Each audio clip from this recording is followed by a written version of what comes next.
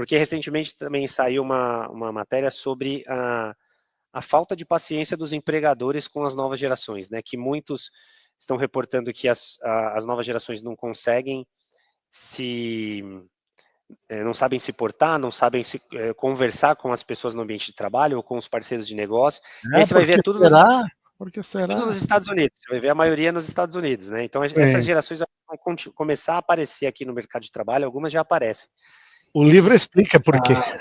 Exato. Esses dias saiu uma matéria de um jovem, de geração, né, mais nova, que foi demitido, e ele fez uma live assim, putz, acabei de ser demitido e tal, não sei o quê. Aí foi ver, porque ele tinha sido demitido.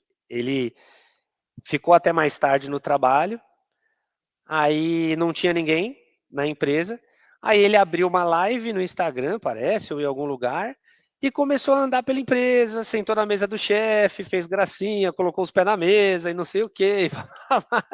E tava lá achando ruim porque tinha sido demitido, né? Falou, nossa, que absurdo, me mandaram embora, tal. Absurdo. Coisa. Só, poxa.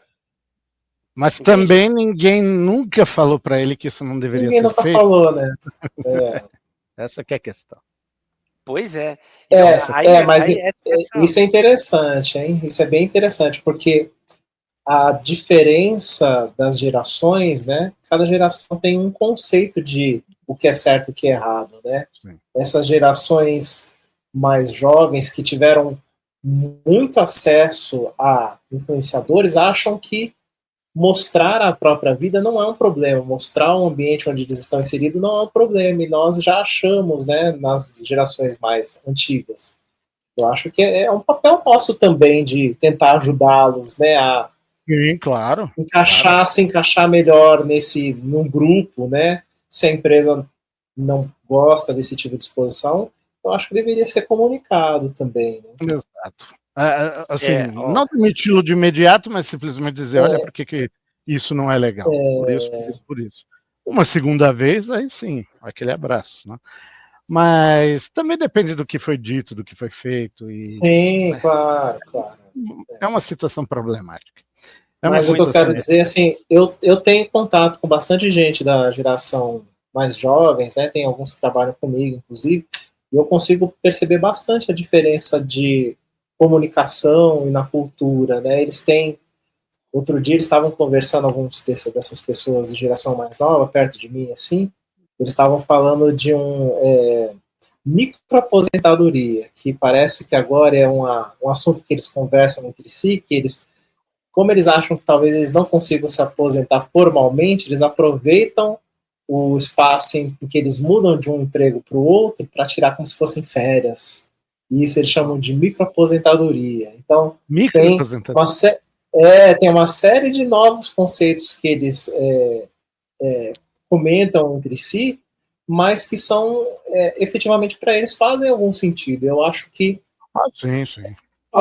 Um papel para... Claro que um papel você nossa, jovem, já está pensando em aposentar. Não, mas não é aposentador, não é essa a ideia, tem todo um conceito, eles me explicaram, assim... Tem uma lógica, a lógica dele faz sentido, entendeu? Faz sentido, então eu acho que essa diferença geracional, que eu tô comentando porque eu já trabalhei com pessoas que nem o Roger comentou, que são mais rígidas. Eu já ouvi, por exemplo, companheiros meus falando assim, se o colaborador não ficar aqui, não virar à noite comigo, não serve para trabalhar comigo, sabe?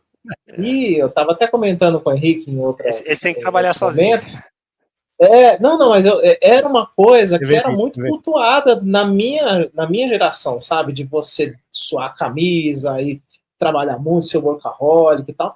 Mas qual que foi realmente o resultado que eu vi da minha geração? Muitos dos meus amigos tiveram burnout. Eu, graças a Deus, não tive, mas muitos tiveram, entendeu? Então o cara trabalhou, virou noite e tal, cresceu na carreira, mas muito chegou um momento que o cara se viu ali com problemas, ali, sabe? Ou então a família estava distante dele, porque ele, né, não teve tempo para passar com a família, com os filhos, então pagou-se um preço por isso, né? Então, e esse é o custo de oportunidade também dessa atitude, né? Que como a gente tem o custo de oportunidade que a gente perde por dedicar tempo à máquina de atenção, você tem o custo de oportunidade que você perde também por dedicar muito tempo ao trabalho, né? Tem que buscar sempre o equilíbrio. Eu acredito que essa geração ela está buscando muito o equilíbrio, por ela estar mais desperta também, por ter mais acesso à informação, porém tem um limite, né? Eu não posso ter, que nem a gente vê, né? Tem diversas pesquisas também, a maioria delas norte-americanas e tal, mas que falam que os jovens fazem muita demissão silenciosa, né? Que é basicamente assim. Sim.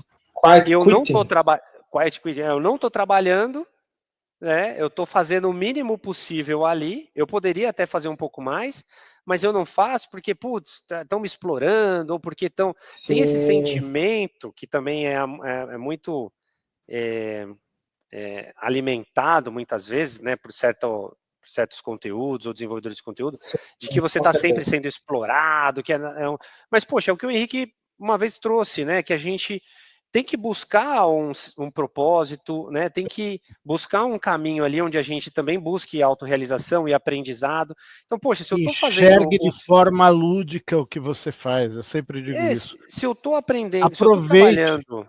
Você tem que carregar uma pedra, pense que aquilo lá é prazeroso. É melhor. Talvez não gostaria muito depende da situação, mas enfim.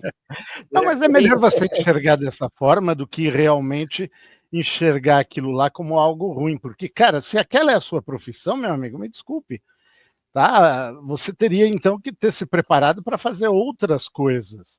Nesse sentido, ou se você não tá fazendo aquilo se lá. você teve oportunidades para tal, Exatamente. Né? E aproveitou. Mas Sim, aí volta naquela. Aí o pessoal aqui vai ter que voltar para aquele episódio de vocês, né? Que foi gravado, que é o Viver no Capitalismo não é para os fracos, né? Exatamente. Não é mesmo. Não é mesmo. Exato. É um problema.